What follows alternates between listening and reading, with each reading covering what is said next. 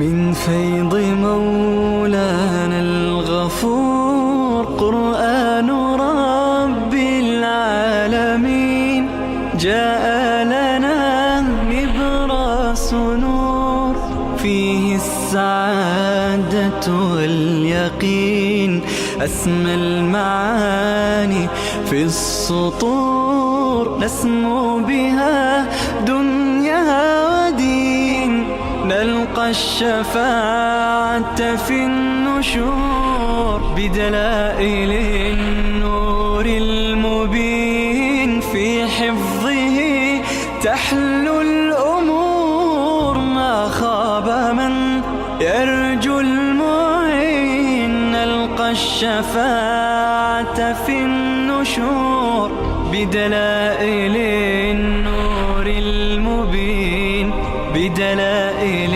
النور المبين.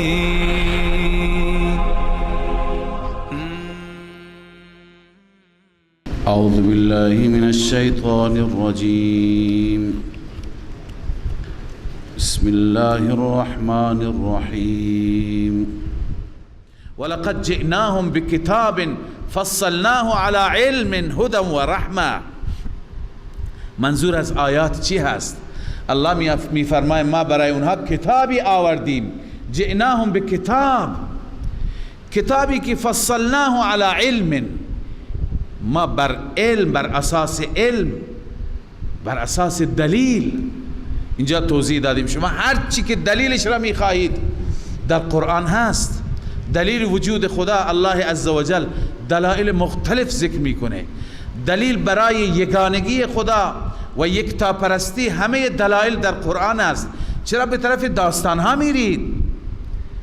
بیاین به دنبال دلیل. شما درباره ثبوت قیامت هر چی دلیل میخواید الله تعالی انواع دلیل تو قرآن بیان میفرماید. لذا میفرماید ما کتابی فرستادیم، بیان کردیم. جئناهم، کتابی آوردیم که فصلناه علی علم، همه چیز را بر اساس علم یعنی بر اساس دلیل توضیح دادیم. هدى و رحمه، کتابی که هدایت و رحمت است. اگر کسی میخواهد هدایت بیابد هم این کتاب، و هر کسی میخواهد رحمت خدا بر او سرازیر بشه بر این کتاب عمل کند. اما هدایت و رحمت است لقوم یؤمنون، مستفیدین از آیات اینا هستند برای قومی که ایمان بیاورند. هل ینظرون الا تأویله، بعد از اینکه الله تعالی این همه واقعات را و تصویرهای زیبا و قشنگی از آخرت بیان فرمود، از مکالمه بهشتی ها، از مکالمه اعرافی ها، از مکالمه جهنمی ها، گویی انسان اونجا هست. اما بعضی ها باور ندارند، اینا را تمسخر میکردند، میگفتند اینا گمان است، اینا تخمین است، اینا فکره. الله میفرماید هل ینظرون الا تأویله، این تخویف اخروی هست. این منکران، مشرکان منتظر نیستند مگر منتظر تأویل آن یعنی وقوع قیامت هستند. اما اگر منتظر وقوع و اتفاق قیامت هستند، قیامت که اتفاق بیفته اون روز توبه فایده ای نداره. یوم یأتی تأویله، روزی که می آید تأویل آن یعنی محقق میشه، قیامت برپا میشه. یقول الذین نسوه من قبل، میگویند کسانی که قیامت را فراموش کردن قبلا در دنیا، اونجا وقتی که قیامت را ببینن بیادشون می آید قد جاءت رسول ربنا بالحق، آنجا اعتراف می کنند که فرستادگان رب ما به حق آمدند. اونجا در دنیا هر چی گفتند راست گفتند. الان چی می خواهید؟ دو تا خواسته مطرح می کنند. خواسته اول اینه که آیا کسانی هستند که برای ما شفاعت کنند، سفارش کنند، پارتی ما باشه، ما در دنیا برای اونها خیرات کشتیم، صدقه دادیم، به نام اونها ندا کردیم، فریاد زدیم، اونها هستن بیان شفاعت ما را بکنند؟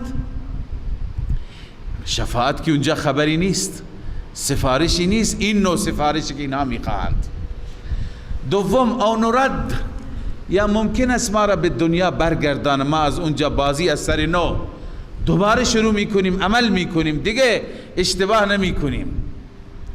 الله میفرماید دیگه همه این تمناها، این آرزوها پوچ، فایده ای نداره.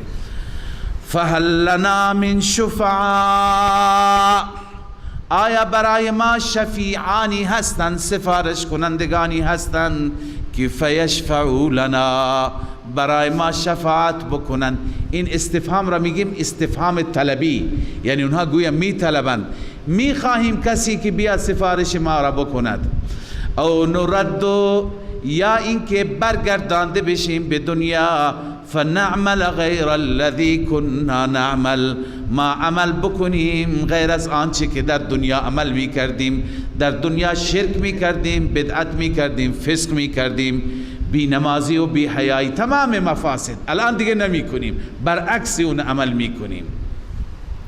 الله می فرماید قد خسروا انفسهم وضل عنهم ما كانوا یفترون. الله می فرماید این انسان ها در خساره و در ضرر و زیان انداختن خودشون را، نفسشون را، خودشون را، برای همیشه در جهنم میمانند این بیچاره ها.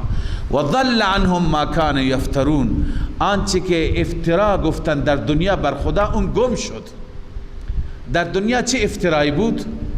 افترای شرک، شریکانی را برای خدا شریک قرار میدادند. الله میفرماید الان اون شریکان گم شدند، اثری از اونها نیست. هیچ کس یارای این را ندارد، توان این را ندارد که بیاید و حتی سفارش بکند. اونجا همه، حتی انبیا سکوت. همه انبیا، مردم میرن به انبیا میگن که شما پیش خدا بگید که حساب و کتاب شروع بشه. انبیا میگه کار ما نیست. همه سکوت، همه وحشت زده. داستان شفاعت کبرا در احادیث آمده بسیار مفصل است، تا اینکه از آدم میان پیش ابراهیم، از نوح ابراهیم، از ابراهیم موسی، عیسی، همه انبیا آخر به محمد صلی الله علیه وسلم میرسند. لذا رسول الله میگه اون جایگاه را خدا به من میده، اونجا به سجده میافتم، کلماتی میگویم که الان نمیدونم چی میگم. اونجا الله بر زبانم میاره کلماتی که لابد درباره عظمت خدا، بزرگی خدا هستند.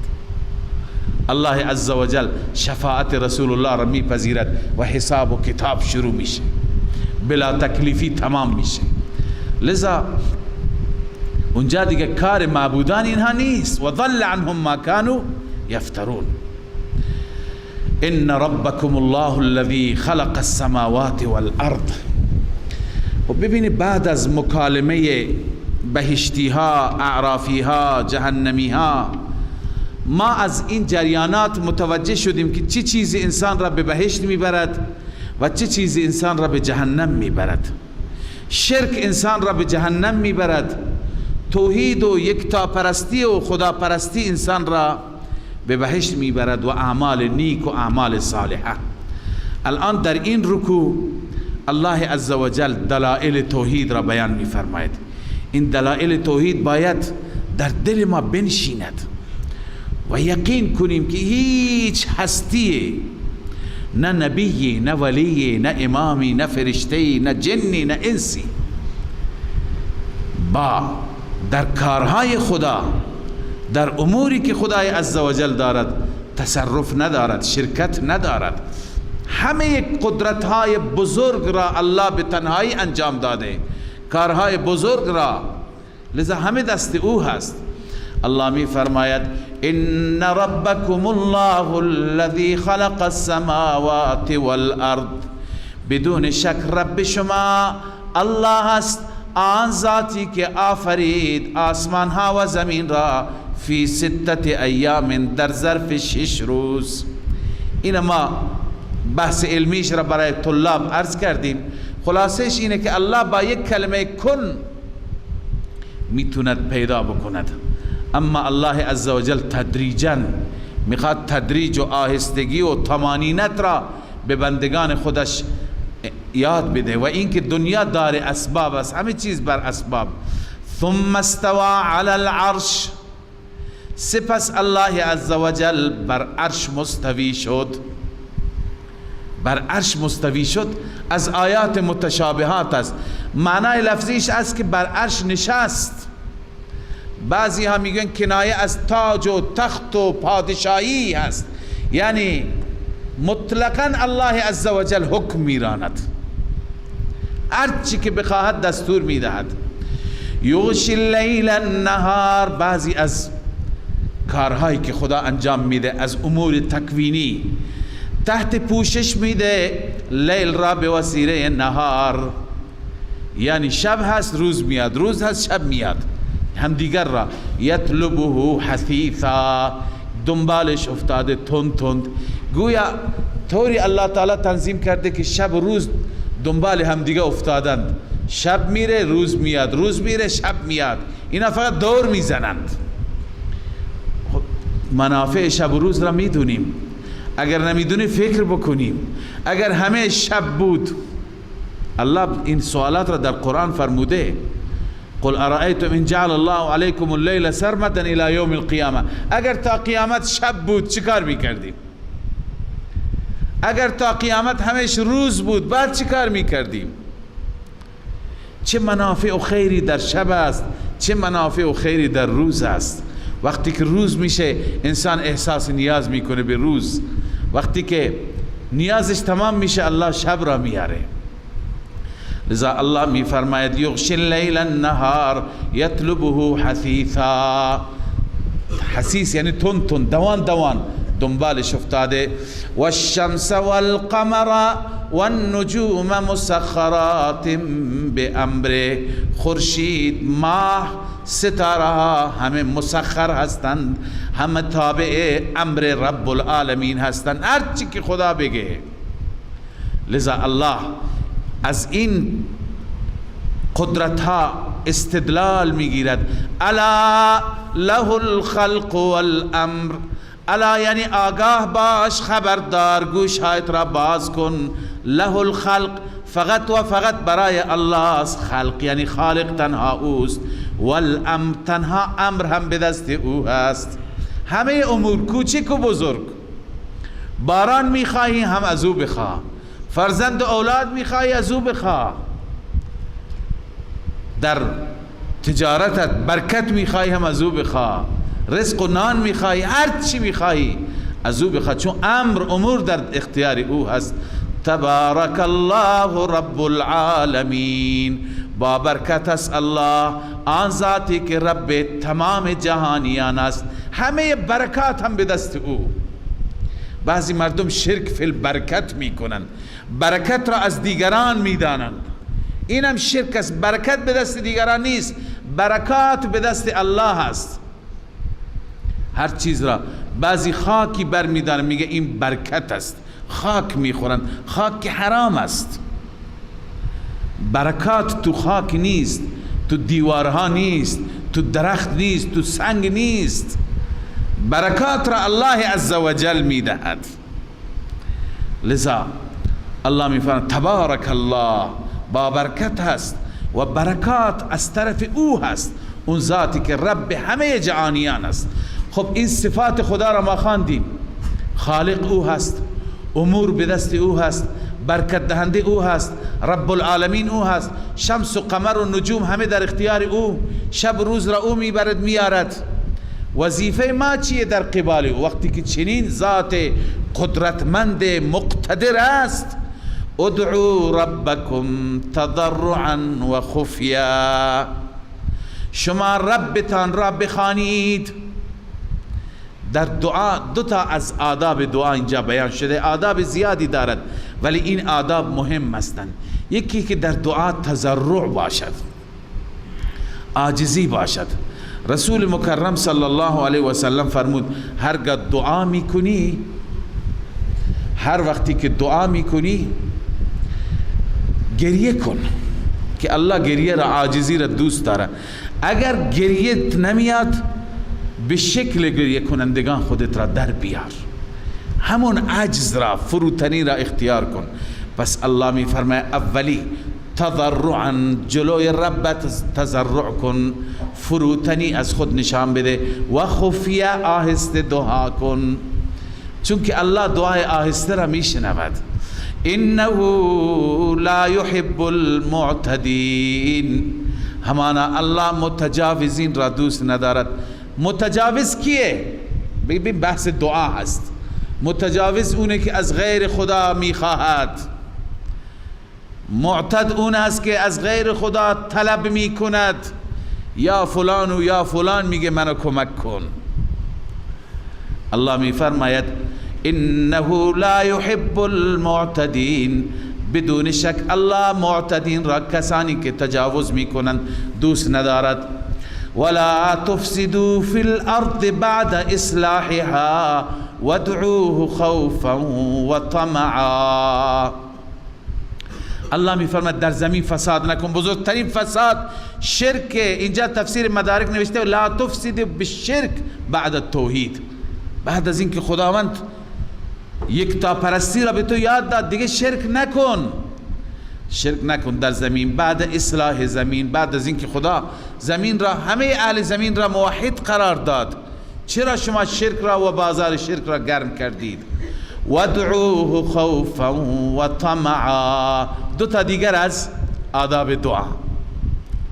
وادعوه خوفا و طمعا، خدا را بخوانید، هم خوف داشته باشید هم طمع.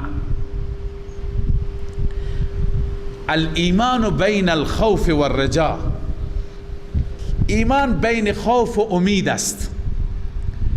بین خوف و امید معنیش اینه که ایمان طوری باشه که از خدا خیلی بترس و به خدا هم خیلی امیدوار باش. به خدا هم خیلی، همونطور که معروف است، مثالی هست مقوله حضرت عمر فاروق رضی الله تعالی عنه که من اینقدر میترسم که اگر در قیامت اعلام بشه همه برند به طرف بهشت، فقط یک جهنمی هست، عمر میترسد که اون یکی من نباشم. و هم اینقدر طمع دارم، امیدوارم که بگن همه برند به سوی جهنم، فقط یک بهشتی هست. میگه عمر امیدوار است که اون من باشم، امید دارم. لذا الله هم همینه میگه که خدا را وقتی که میخوانی، دعا میکنی، هم بترس از اینکه دعایت اجابت نشه، هم طمعگار باش، امیدوار باش. تنها خوف هم انسان را ناامید میکند، تنها طمع هم انسان دلجم میشه، انسان دست از عمل میکشد. ان رحمت الله قریب من المحسنین، این علت است. علت اینه که همانا رحمت الله نزدیک است از مخلصین، اونایی که فقط خدا را میخوانند. الان رحمت خدا که قریب است این ما را امیدوار میکنه، اما معلوم نیست ما اون شرایط محسنین و مخلصین را داریم یا نداریم. اینجا جای خوف است، جای خطر است، باید بترسیم. و هو الذی یرسل الریاح، باز هم از قدرت‌های خودش الله می‌فرماید الله آن ذاتی هست که یرسل الریاح، بادها را می‌فرستد، بشرا بین یدی رحمته، بادها که مژده دهنده هستند پیشا پیش رحمت خدا را، جلوتر از خود رحمت خدا را مژده میدهند. باد نسیم بهاری که میوزد خوشحال میشیم، میگیم بوی باران میآید. حتی اذا اقلت سحابا ثقالا، حتی وقتی که حمل میکند ابر سنگینی را باد حمل میکند، ابر سنگین، ابر باردار، ابر پرباران.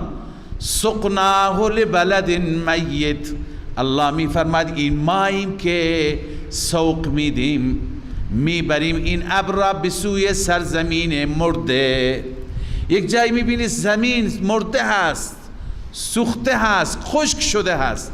فانزلنا به الماء، ماییم که نازل میکنیم به وسیله اون آب را، به وسیله ابر آب را نازل میکنیم.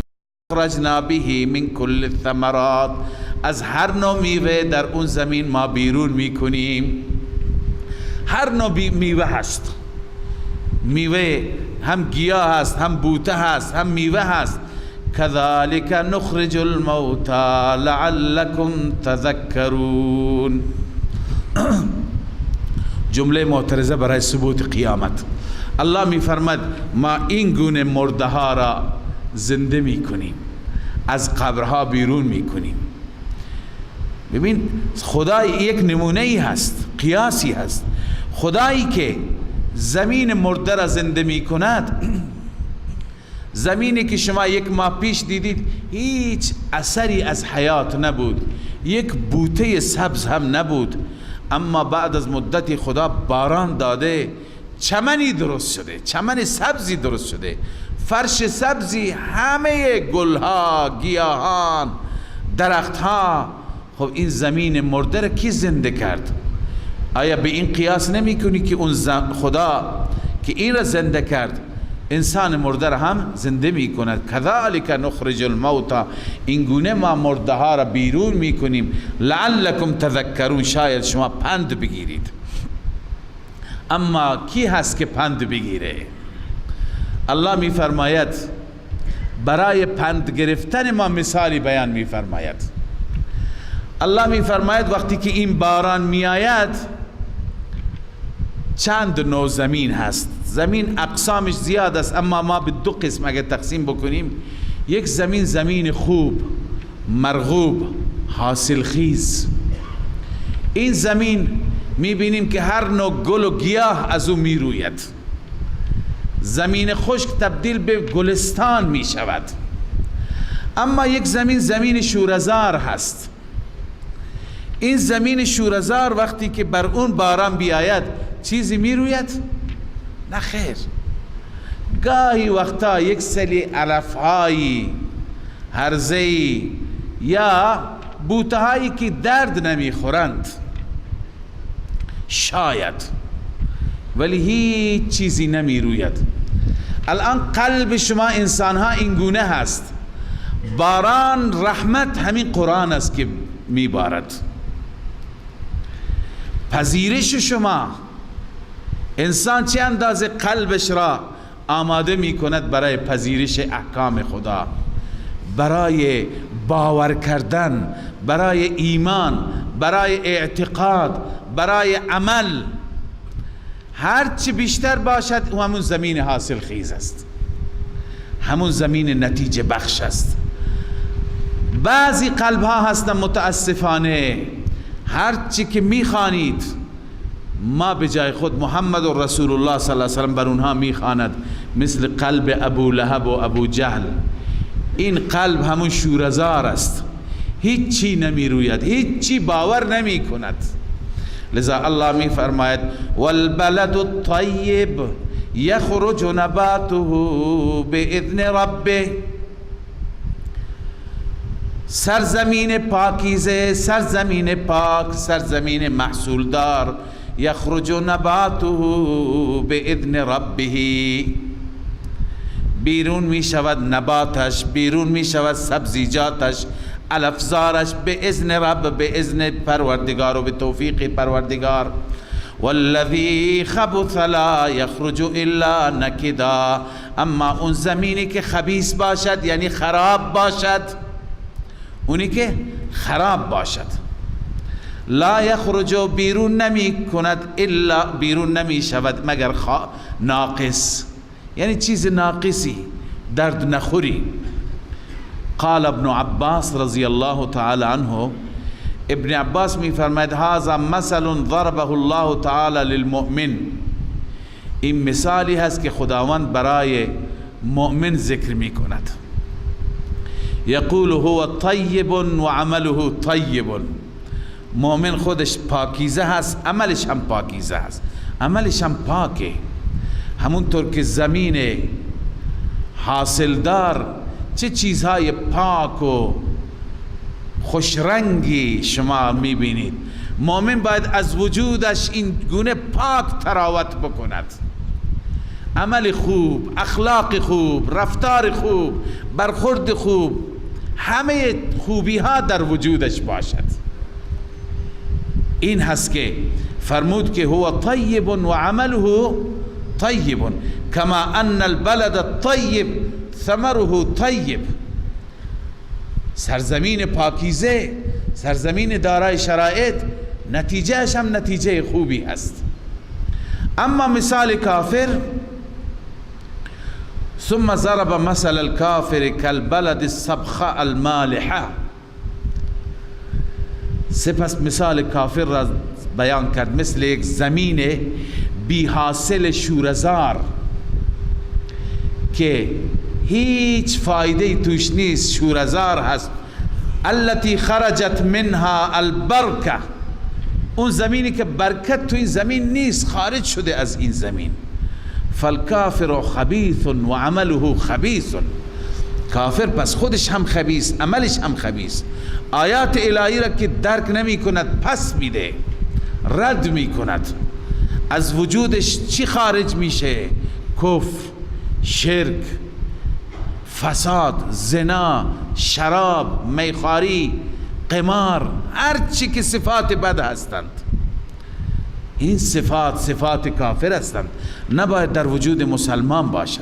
اما مسلمان وقتی که زمین قلبش مقداری با چالش مواجه هست، مقداری با مشکل مواجه هست، این هم میبینیم اعمال بد ازش سر میزند، فساد میبینیم انجام میده، زنا میکند، قتل میکند. این مسلمان نیاز دارد که اون زمین قلب خودش را اصلاح بکند، نیاز به کود دارد، نیاز به ترمیم دارد، نیاز به اصلاح دارد. پیش متخصصان بره، پیش اهل فن بره و اصلاحش بکند تا اینکه قلبش اصلاح بشه، قالبش هم اصلاح بشه، عملش هم اصلاح میشه. لذا الله عز وجل میفرماید این مثال شماست. کذالک نصرف الآیات، این گونه ما آیات را میگردانیم، آیات را برای شما بیان میکنیم. لقوم یشکرون، برای قومی که شاکر باشند، سپاسگزار باشند. بعد از نقل مکالمه و سخن اصحاب اعراف، اصحاب الجنه، اصحاب النار، و بعد از اینکه الله تعالی دلائل اثبات توحید را در قالب دلائل عقلی بیان فرمود، خلق آسمان ها و زمین، شب و روز، ماه و خورشید، ستاره ها، ابرها، باران، سرسبزی آبادی زمین، اینها تمام دلائل قدرت الله هستند و دلائل توحید پروردگار هستند.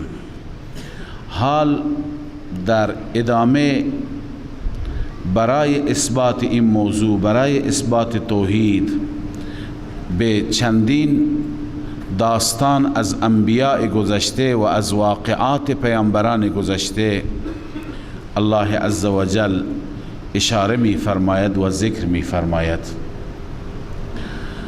خدمت شما عرض کنم که واقعات انبیاء گذشته و داستانهایی از پیغمبران که در قرآن مجید می آید، چند فایده در اینها هست.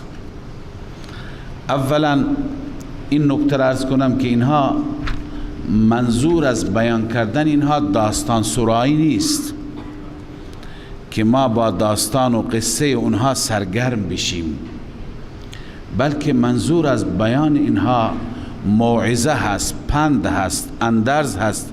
نتیجه‌ای که از داستان گرفته میشه، اون نتیجه خیلی مهم است. به همین خاطر خدای عزوجل در قرآن داستانها را مفصل بیان نکرده، کوتاه بیان کرده. بغیر از داستان یوسف که مقداری مفصل هست، بقیه داستانها همون منظور و هدف مقصودی که گرفته میشه دیگه به جزئیات نمی پردازه که کجا بود، چی بود، چه شد.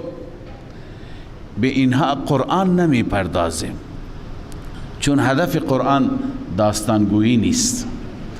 اما اینکه واقعات و داستانهای گذشته را در قرآن الله تعالی ذکر می فرماید چند فایده هست.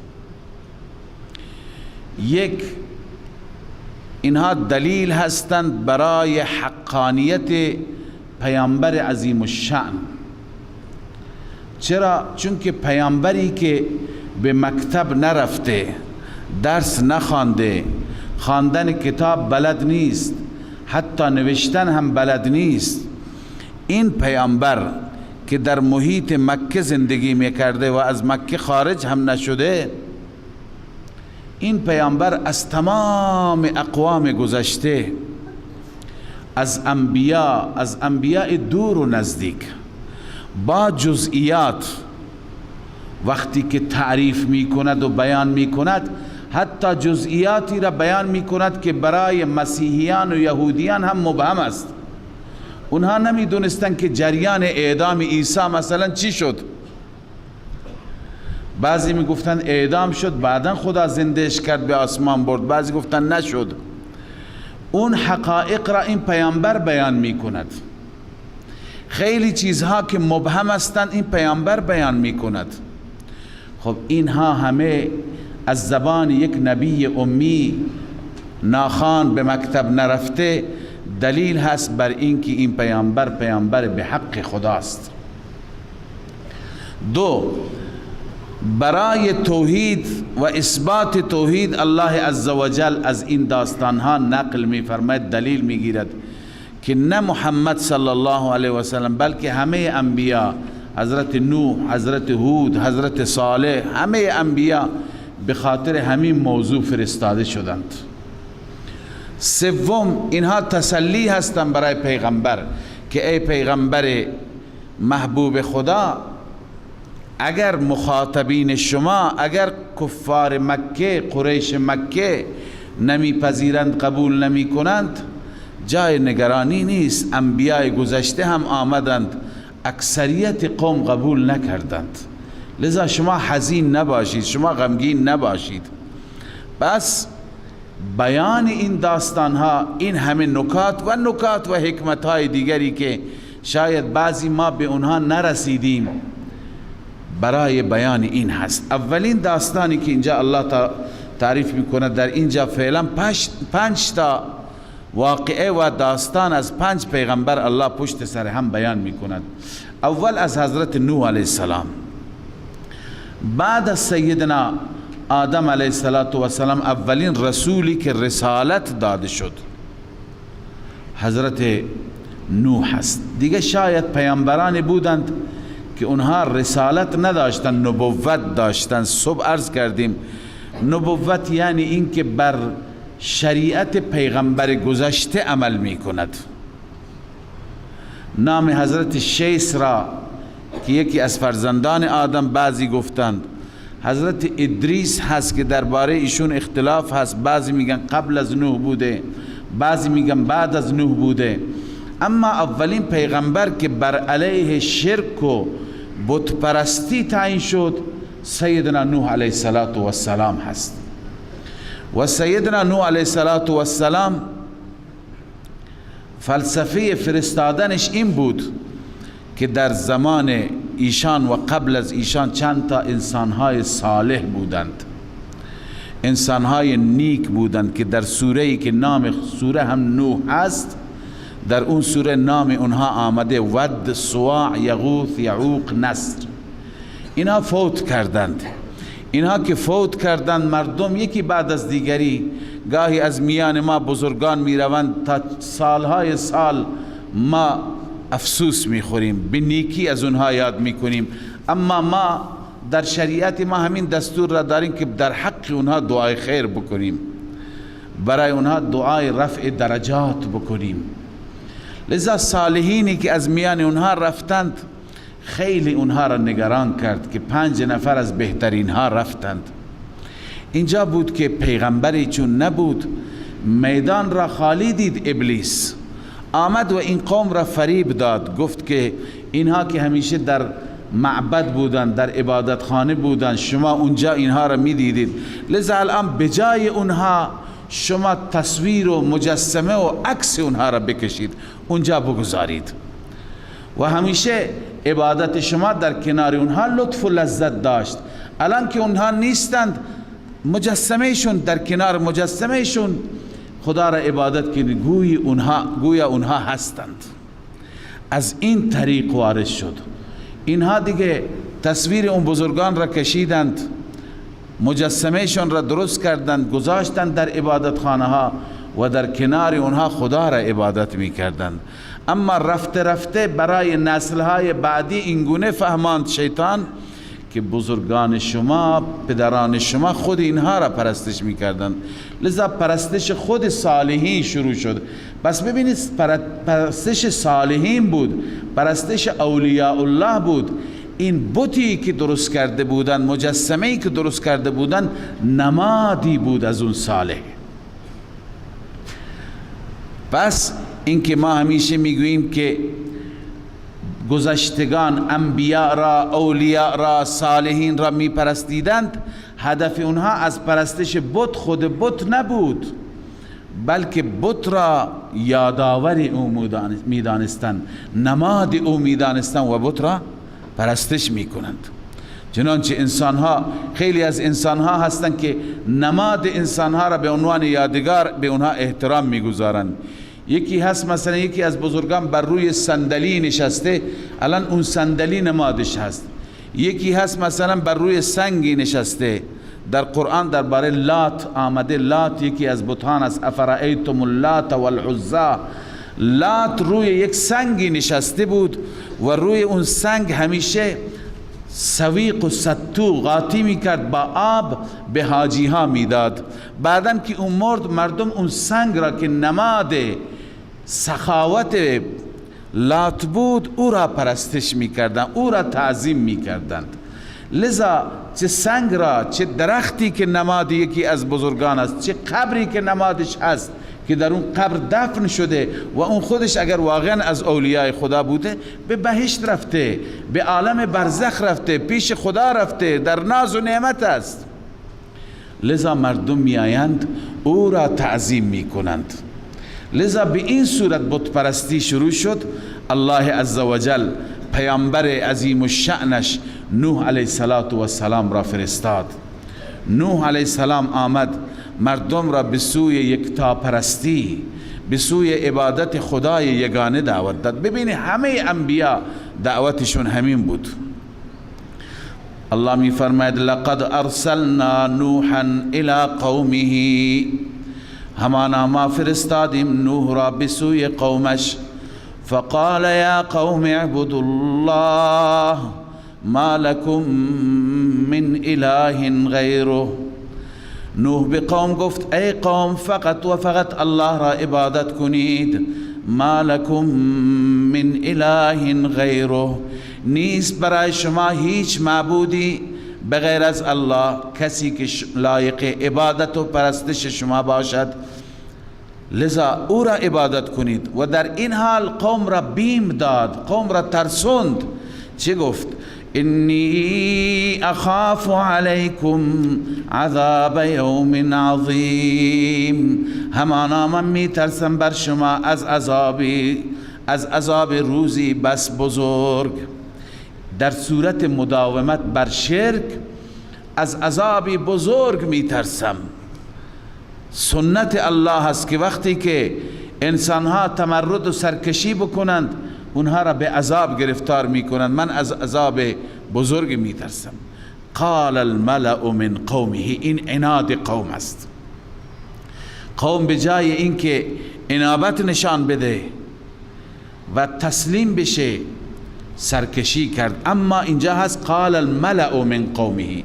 ملأ میگویند اشراف را، سرداران را، گردنکشان را. همیشه در تاریخ انبیا ثابت است که اون انسانهایی که احساس میکنند قدرتشون کاسته میشه، قدرتمندان، سرداران، حاکمان، اونهایی که مردم را به بندگی و به بردگی گرفتند، اونهایی که مردم آله دستشون هستند، اونها چیکار کردند؟ اونها اول مخالفت را شروع کردند. قال الملأ من قومه، ملأ گفت، اشراف و درباریان حکومت گفتند از قوم نوح، انا لنراک فی ضلال مبین. قدرت خدا خودش گمراه است، پیامبری که بر حق است برعکس می‌بیند. انسان وقتی که به گمراهی قرار بگیرد، خدا عقلش را چنان مسخ می‌کند و برعکس می‌کند که راه ضلالت را هدایت می‌بیند و راه هدایت را ضلالت و تندروی و انواع و اقسام چیزهای دیگه. الله می فرماید آنها گفتند انا لنراک فی ضلال مبین، این که ما را به سوی خدای یگانه میخوانی، ما این را در گمراهی آشکاری میدانیم. قال یا قوم لیس بی ضلاله، نوح با چه خیرخواهی میگوید، یا قوم ای قوم لیس بی ضلالة، من گمراهی ندارم، ولکنی رسول من رب العالمین، اما من فرستاده رب عالمیان هستم، رب تمام جهانیان، رب آسمان ها و زمین، رب انسان ها، رب تمام موجودات. فریضه هم چی هست؟ وظیفه هم چی هست؟ ابلغکم رسالات ربی، من پیام های رب را به شما میرسانم، و انصح لکم، وظیفه دوم خیرخواه هستم برای شما. پیامبران همیشه خیرخواه بودن، یک داعی هم باید خیرخواه باشد. نیت این باشد که قوم به طرف جهنم نره. گاهی ما داعیان، دعوتگران، علما، محدثان، مفسران، مناظران طوری صحبت میکنن زننده که قوم متنفر بشه، قوم بگریزد. لذا روش انبیا خیرخواهانه هست. انبیا همیشه با این دید صحبت میکنند که این انسانها بیان به طرف هدایت. بعضی ها سعی میکنن تو سری بزنن، سعی میکنن ملامت کنن، سعی میکنن نشون بدن که شما گمراهید، شما برباطلید و طوری زننده تعبیر میکنند که طرف بیشتر برآشفته میشه، بیشتر ضد میکنند. به همین خاطر الله به موسی گفت فقولا له قولا لینا، قول لین و سخن نرم بگو. یعنی با وجودی که طبیعت و فطرتی که در موسی علیه السلام بود مقدار جلالی بود، اما الله عزوجل میگه مبادا مغلوب فطرت و طبیعت جلالیت بشی، اونجا نرمی اختیار کن، به خاطر که اونجا هدف خیرخواهی است. فقولا له قولا لینا، نرم. هدف رب العالمین اینه و به طبع هدف موسی اینه که فرعون سرکش و متمرد و اون کسی که من رب اعلی هستم ادعا می کند او هم هدایت بشه. لذا میگه قولا له قولا لینا. پس هدف این نباشد که طرف را ما شکست بدیم، طرف را رسوا بکنیم، طرف را بدنام بکنیم، نه، دلائل را بیاریم تا طرف قانع بشه. خیرخواهی. لذا میگه و انصح لکم، من خیرخواه شما هستم، و اعلم من الله ما لا تعلمون. اونها عذاب را بعید میدانستند، بدور از واقعیت میدانستند. حضرت نوح علیه السلام اشاره میکنه به اون عذاب، و اعلم من الله ما لا تعلمون، من میدانم از الله آنچه که شما نمیدانید. من میدانم الله سرکشان را به عذاب و به کیفر اعمالشان گرفتار میکند. او عجبتم ان جاءکم ذکر من ربکم علی رجل منکم. یکی از دلائل انکار در هر قومی این بود که میگفتن چرا پیغمبر بشر آمده. همیشه در طول زمانها ملتها میگفتن پیغمبر باید فرشته‌ای باشد. خدای عزوجل در جاهای متعددی از قرآن به این پاسخ داده. الله میفرماید فرشته که بیاد یعنی عذاب، فرشته بیاد برای فیصله میاد، برای تبلیغ نمیاد. برای تبلیغ باید از جنس خود شما باشد، بشر باشد. رسول الله صلی الله علیه و سلم که آمد، الله تعالی می فرماد جاءکم رسول منکم، رسول از شما. ولی متاسفانه بسیاری از جهلا و اهل خرافات که امروز نمیدونند میگویند که پیغمبر نوری بوده، بشری نبوده. اگر بگی بشر بوده، به شما میگه شما نسبت به پیغمبر بیادبی میکنی. میگه اینا گستاخ پیغمبرند، اینا نسبت به پیغمبر بیادبی میکنن. پیغمبر نوری من نور الله بوده، نور از نور خدا بوده، در حالی که همه پیامبران بشر بودند. چرا؟ صفت پیامبر و پیامبران نور هست، یعنی مثل نور روشنگر هستند، هدایتگر هستند، مشعل هدایت هستند، اما جنسشون بشره. اینجا نوح علیه السلام همینو میگه که شما تعجب میکنید که این وحی بر مردی آمده که منکم، از جنس شماست. او عجبتم ان جاءکم ذکر من ربکم علی رجل منکم، آیا در تعجب هستید که پیش شما آمده پندی، منظور از این پند نبوت هست که همراه خودش پند الله را دارد، پیام الله را دارد. پندی آمده من ربکم، از جانب رب شما، علی رجل منکم، بر مردی منکم یعنی من جنسکم، از جنس خود شما. لینذرکم، این وظیفه پیامبر است، لینذرکم، تا که شما را بترساند. پیامبر آمده ما را بترساند. وظیفه ما چی هست؟ ولتتقوا، تا که ما بترسیم، تا که شما بترسید. پیامبر می ترساند، شما تقوا را اختیار بکنید، بترسید. اون وقت الله چه کار می کند؟ ولعلکم ترحمون، شاید شما مورد رحم خدا قرار بگیرید. یعنی پیامبر می ترساند، امت تقوا اختیار می کند، الله بر او رحم می کند. این ترتیب است. اما قوم بدنصیب به جای پذیرش انکار کرد. فکذبوا، تکذیب کردن نوح را، نپذیرفتند، قبول نکردند. که قبول نکردند، الله اینجا به صورت خلاصه عذاب را گفته. فانجیناه والذین معه فی الفلک، ما نجات دادیم نوح را و کسانی که همراه نوح بودند در کشتی. و اغرقنا الذین کذبوا بآیاتنا، نتیجه مخالفت، اون نتیجه اتباع بود، نجات. انجیناه والذین آمنوا، مؤمنان به دلیل اتباع نجات یافتند، اما مخالفان ثمره مخالفت. و اغرقنا الذین کذبوا بآیاتنا، ما غرق کردیم آنانی را که تکذیب کردند آیات ما را.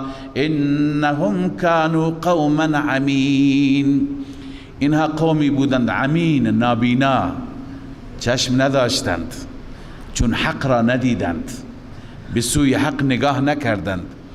علی ای حال، نوح علیه السلام در آیات دیگه میخوانیم که 950 سال، سبحان الله، 950 سال. گاهی فکر میکنم بر این 950 سال با زبان چقدر آسان است. ما هم همه شنیدیم 950 سال عادی هست، ولی به این فکر نمی کنیم 950 سال عمر 10 تا انسانه، 10 پشت باید 10 قرن بگذرد.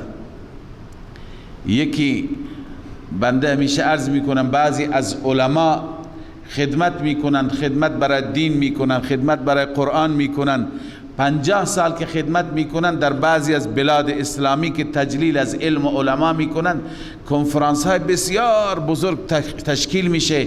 شیخ فلان امروز جایزه میگیره از کشورش به دلیل 50 سال خدمات علمی.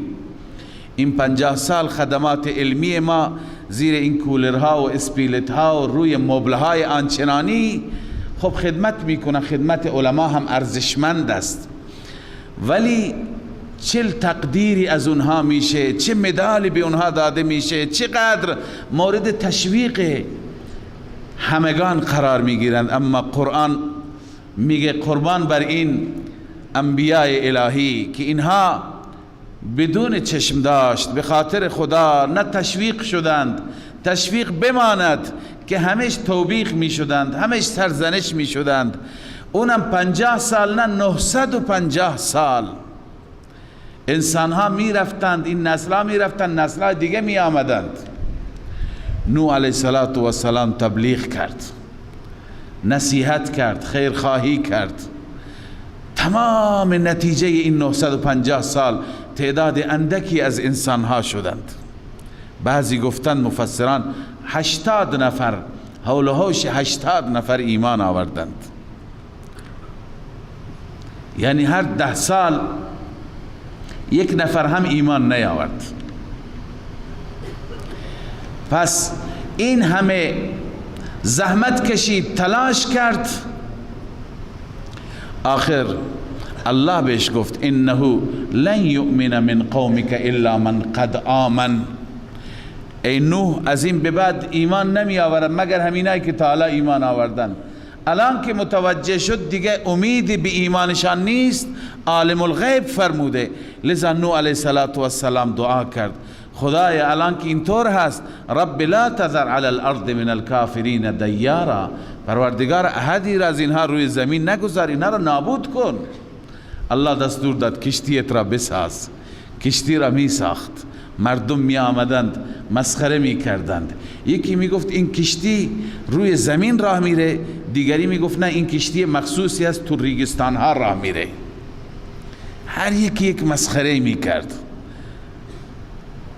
نوح علیه السلام می گفت ان تسخروا منا فانا نسخر منکم کما تسخرون. یا اینکه سخن نوح است یا الله عزوجل به زبان حال نوح می گفت که شما امروز ما را مسخره می کنید، فردا ما شما را مسخره می کنیم. علی ای حال موعد فرا رسید، همه بر کشتی سوار شدند و اونهایی که الله عزوجل دستور داد. حال شروع شد عذاب خدا، از بالا باران و از پایین فواره زمین و فارت تنور از دو طرف آمد و خلاصه کشتی روی آب سوار شد. انسانها یکی بعد از دیگری هلاک شدند. بحث اینجا هست بین علما، بخشی از علما میگویند که در منطقه‌ای که نوح علیه السلام بود طوفان فقط اونجا آمد، سیل اونجا آمد، اونجا زیر آب قرار گرفت. و میگویند که این منطقه همین منطقه تقریبا شمال هست، ارمنستان. بعضی ها منطقه ارمنیا یا ارمنستان این منطقه را گفتند، چون که بعد از سالهای سال اونجا برف بوده و زیر برف ها بعد از اینکه برف ها ذوب شده کشتی مثل کشتی نوح کشف شده. بعضی علما این منطقه را گفتند کوه جودی اونجاست و بعضی مناطق دیگر. و بعضی معتقدند که این سیل و این طوفان همگانی بود، عالمی بود، چون همه مردم همونهایی بودند که با نوح علیه السلام زندگی میکردند. علی ای حال الله نجات داد و قوم غرق شد. پس پیام این داستان چیه؟ پیام این داستان اینه که هر کسی که دعوت پیامبران را لبیک بگوید نجات دارد، هم در دنیا سربلند و عزتمند است، هم در آخرت هم مال او هست. هر کسی که پشت بدهد به این دعوت و هر کسی که نپذیرد این دعوت را، اون در دنیا هم به عذاب و بدبختی و فلاکت گرفتار میشه و در آخرت عذاب ابدی برایش هست. الله عزوجل به ما توفیق بده که ما زندگی من را زندگی قرآنی قرار بدیم. صدق الله العظیم.